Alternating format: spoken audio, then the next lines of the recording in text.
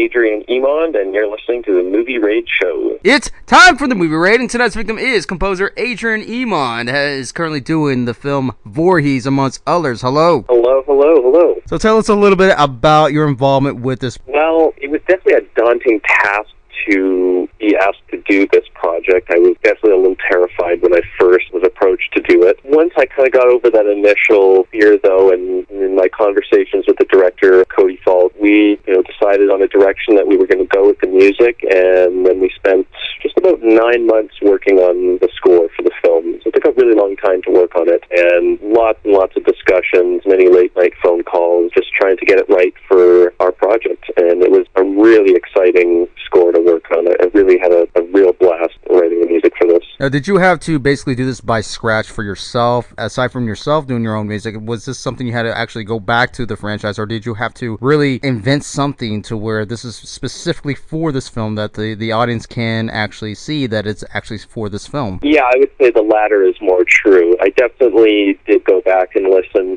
to the original Manfredini scores, which I really enjoy. I think that the work on those films is just marvelous what he did. There's just a really terrifying sound to it. It's something that just nobody else has done something like that since.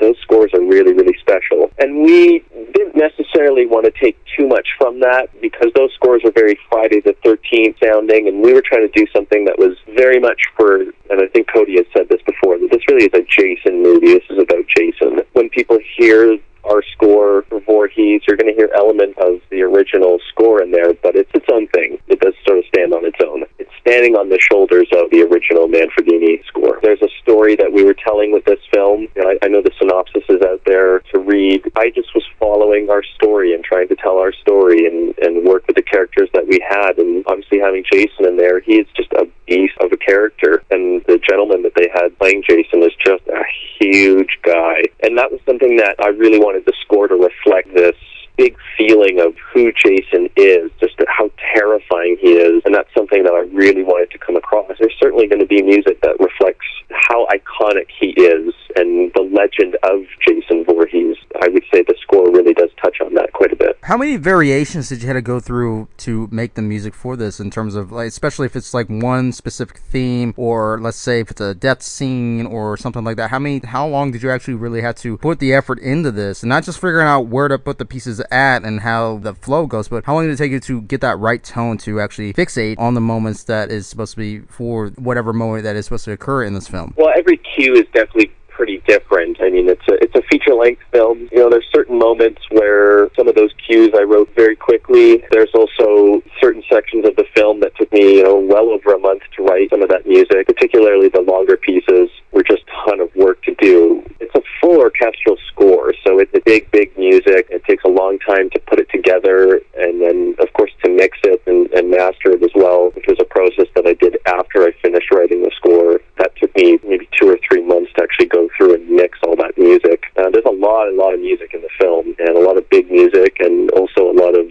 underscore. In terms of themes, those kinds of things, they really just sort of came out through the writing process. It wasn't like I sat down and was like, okay, today I'm going to write my theme for this character, or I'm going to write my theme for this character. I did work on the film in a pretty chronological way, and so I sort of discovered things as I was going along, and then was able to go back and spice those things throughout earlier parts of the film. But overall, it was a 9-month, pretty intense process. I think within that 9 months, I know I went on tour for a couple weeks, so I had a couple weeks off. Definitely a lot of time put into this score. Is simplicity over interpretation the best of overall tone in some cases, especially with this film, or something that you could use it as an example doing this work? Well, I think simplicity is always good, that you want your ideas to be cohesive and make sense to the listener. I think that's always a good thing. Film music definitely sits in quite a different place from other types of music, in that it's serving something else. I think it should stand on its own, and I would hope that this score does. I think that's not entirely up to me. That would be through the judgment of the people that listen to it. But I did want the score to stand on its own, but keeping in mind that it is absolutely serving the picture, and that always ends up being your job as the film composer, is to work with the picture that's in front of you. Now, having to work on a film with the opposite of your own music style, how does creating a new atmosphere with like voice become more apparent as your own work? Was that really the bigger challenge of all things, is that here's music that you're not really exactly accustomed to, but having to readjust and do the opposite what you're supposed to do? I actually felt pretty comfortable working in this genre. I've always kind of enjoyed darker music, and when I was doing my research for what type of sound I was going to go for this film, I kind of traced back to what inspired the original scores for Friday the 13th, and then I worked backwards from there and kind of worked back through time and listened to a lot of orchestral music that had to deal with themes like death and fear and those really, really intense,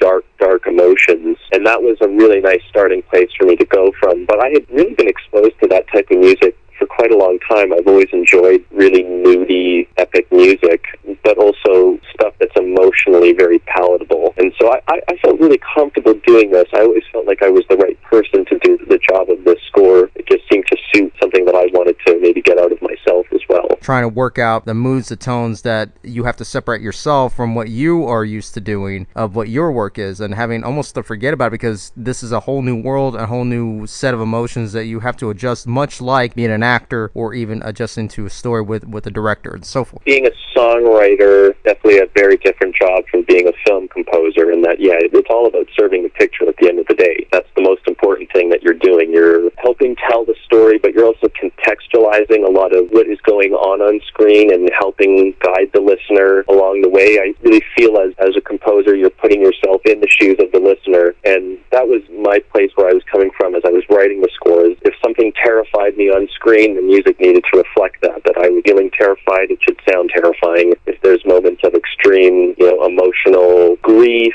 or sadness or conflict, that the music needs to sound like those types of things. It's all about tapping into whatever emotional feeling you're experiencing, and along with discussions with the director of, well, where do they want this to go, and how do you want to shape that emotional curve of the film, which is very different from obviously writing music. I mean, I do write my own kind of music outside of being a film composer, which is very personal, but you're always going to bring some of that stuff to your film composing as well. There's no way to avoid it. We're human beings with emotions, and your emotions are going to come out in the music that you write, regardless of what it is. You're always pulling from a very personal place.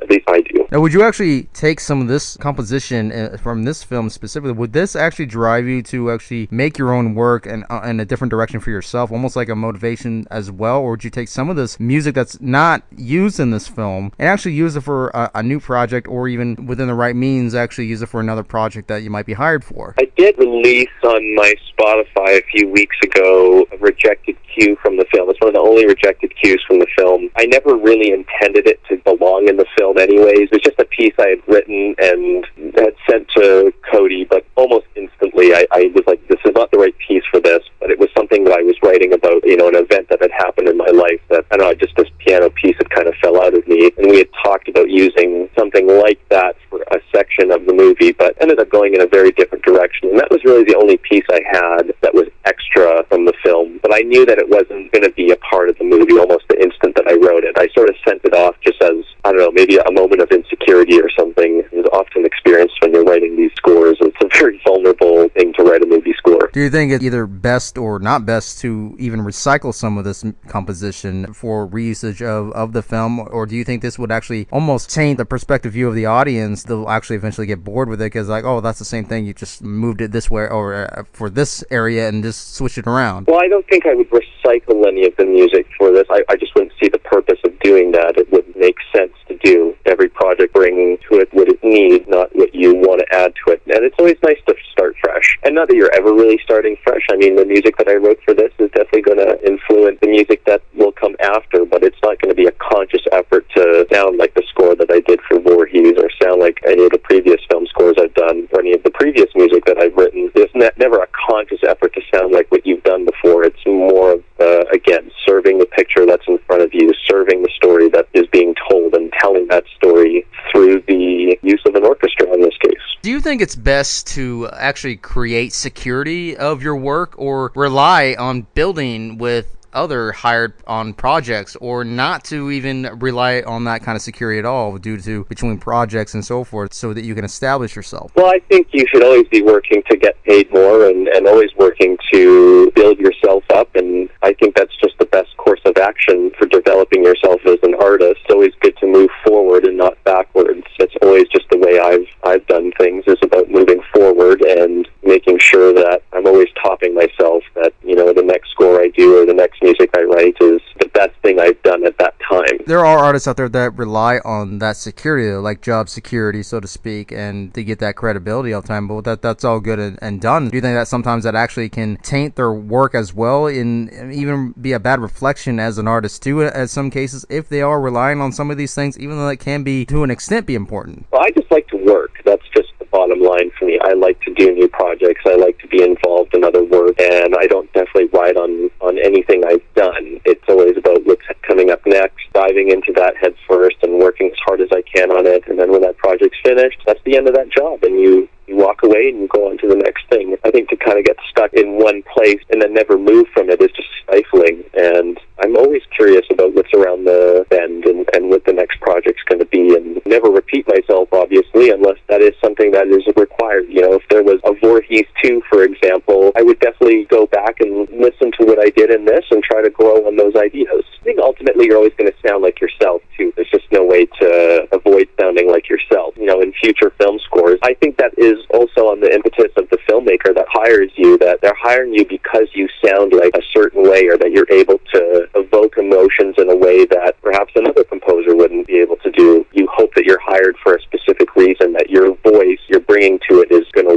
work within the context of their film. Go and plug in any websites, and including when we can check out Voorhees, or anything that we can check out related to Voorhees as well. Yeah, so the Voorhees film is going to be coming out on the Wet Paint Pictures YouTube channel, and that drops on October 31st, so Halloween night, which is a Saturday this year, so hopefully everybody stays in and decides to watch our movie to have a nice spooky Halloween. You can check out my website, which is adrianemond.com, ADRIANEMOND.com, and I also have an Instagram page at Adrian Emond. There you have it, everybody. That is composer Adrian Emond.